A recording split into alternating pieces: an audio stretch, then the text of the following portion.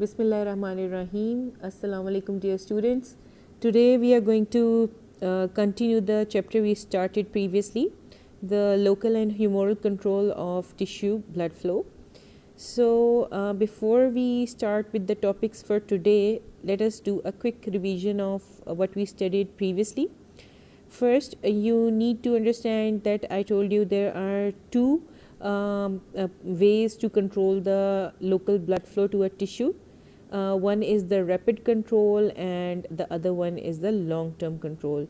The rapid control takes about seconds or minutes to affect the blood flow, while the long-term control may take as much as hours, days, or even months to control the blood flow to a tissue.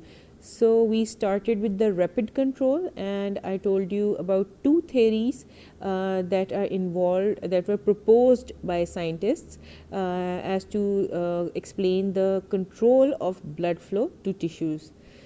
So let us do a quick revision of these two theories.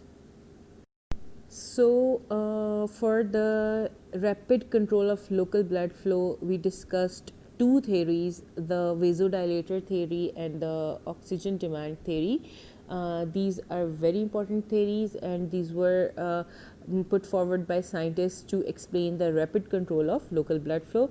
And these might be asked of you in tests and exams, and the question which would be put forward would be like, explain the rapid control of local blood flow, or explain the theories for the rapid control of blood flow. So you are supposed to mention both the vasodilator theory and the oxygen demand theory.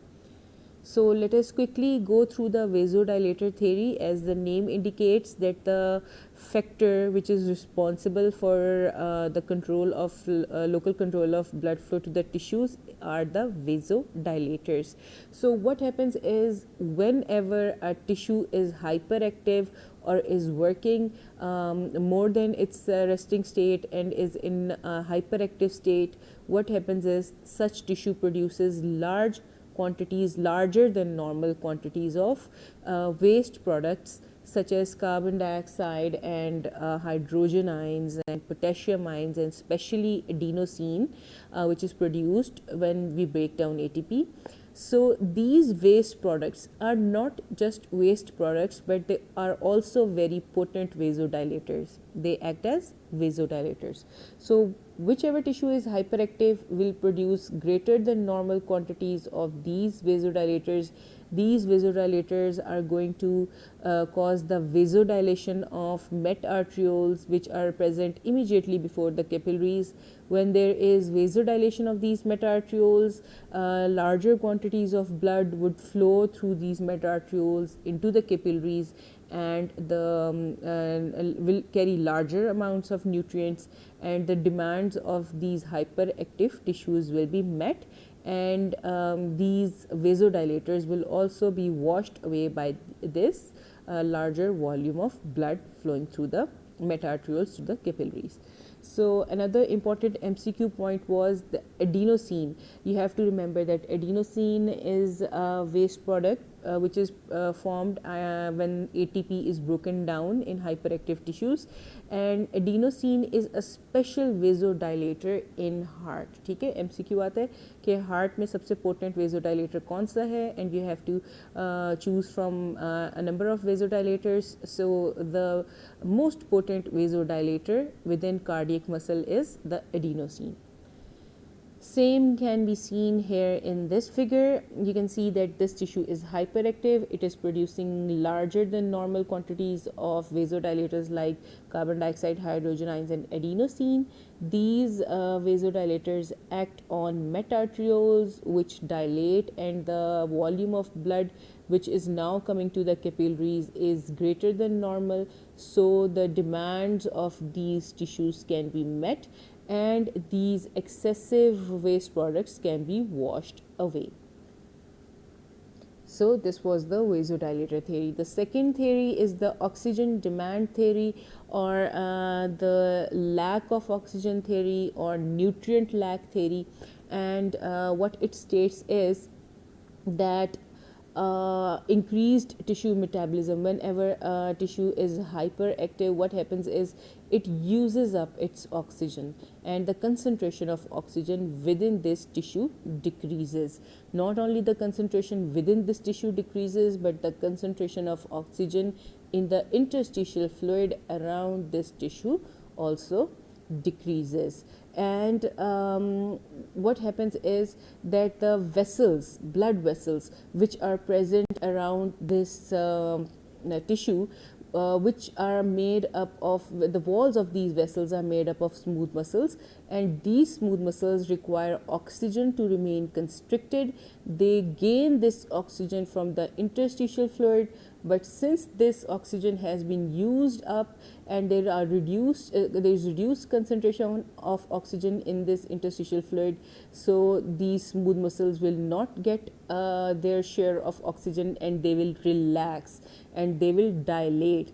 Even the sphincters of at the end of the metarterioles and at the beginnings of the capillaries will dilate, causing larger quantities of blood to flow through these dilated metarterioles and this open sphincter into the capillaries, so that more blood can flow to the tissues and replenish its oxygen concentration and meet the demand of higher oxygen concentration. So this is how the oxygen demand theory works.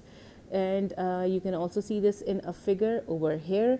As I mentioned before, that metarterioles, the walls of the metarterioles and the sphincters, precapillary sphincters, which are present at the junction of metarterioles and the capillaries, are made up of smooth muscle. This smooth muscle requires oxygen to remain constricted, but the oxygen, it can only get this oxygen from the interstitial fluid which is present around the tissues.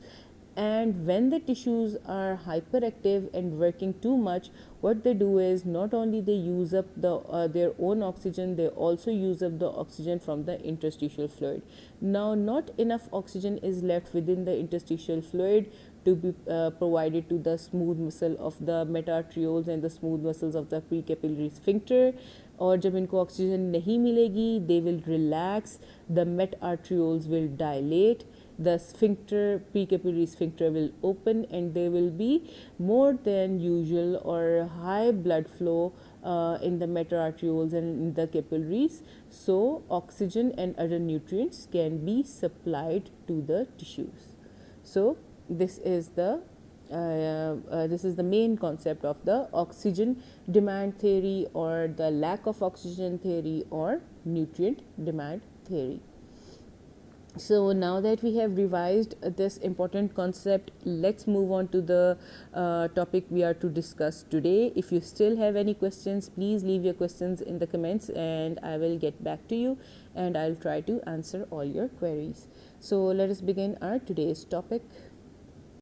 So one more important factor that contributes to the oxygen demand theory or the nutrient demand theory is the presence of vitamin B complex, especially thiamine, niacin and riboflavin. These vitamin B complex or vitamin B derivatives are very important during your various metabolic reactions that are always going on within your cell.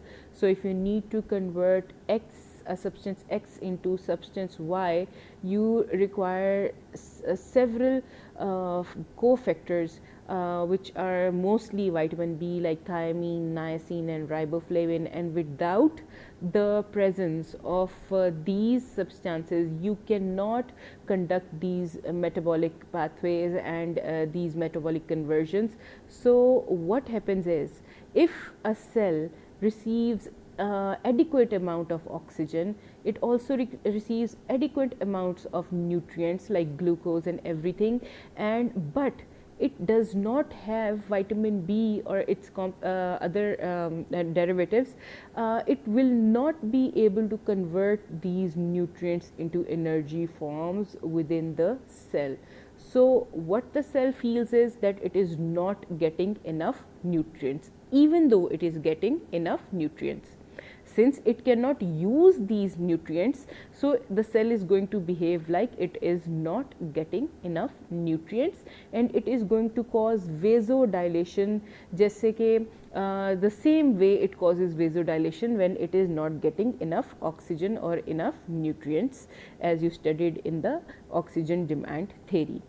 So what happens is the deficiency of vitamin B complex renders the cell unable to convert its nutrients into energy forms. So the cell thinks that since it is not getting its energy, so the cell thinks probably that it is not getting its nutrients, even though it is getting its nutrients, but is unable to convert them into energy. So the cell will send the same signals to the blood vessels as it sends when it is not getting enough oxygen or nutrients. That is, it will cause these smooth muscles to dilate, so more blood can flow into the blood vessels. तो इसको मैं आपको दोबारा explain कर देती हूँ कि होता क्या है कि सेल के पास ऑक्सीजन और न्यूट्रिएंट्स बिल्कुल ठीक पहुँच रहे होते हैं, लेकिन सेल के पास वो टूल्स ही नहीं हैं जिनसे वो इनको ब्रेक डाउन करके एनर्जी गेन कर सके. तो सेल को ये लगता है कि शायद ऑक्सीजन और न्यूट्रिएंट्स पूरे नहीं आ रहे क्योंकि एनर्जी प्रोड्यूस नहीं हो रही. तो ऐसे केसेस में भी जो है वेजोडाइलेशन करा दी जाती है, so more oxygen and nutrients can come to the cell. So this condition, especially vitamin B12 deficiency or vitamin B complex deficiency, is known as beriberi, and it is loosely translated to I cannot, because the body is very weak as it cannot use its nutrients, and this weakness is manifested in muscles as well, and the person is unable to perform their daily tasks. So beriberi, which means I cannot. इसके अंदर एक another important aspect of this disease is that there is generalized vasodilation within the body due to inability of the cells to use nutrients due to deficiency of vitamin B complex. So this was another factor which can affect the local control of blood flow.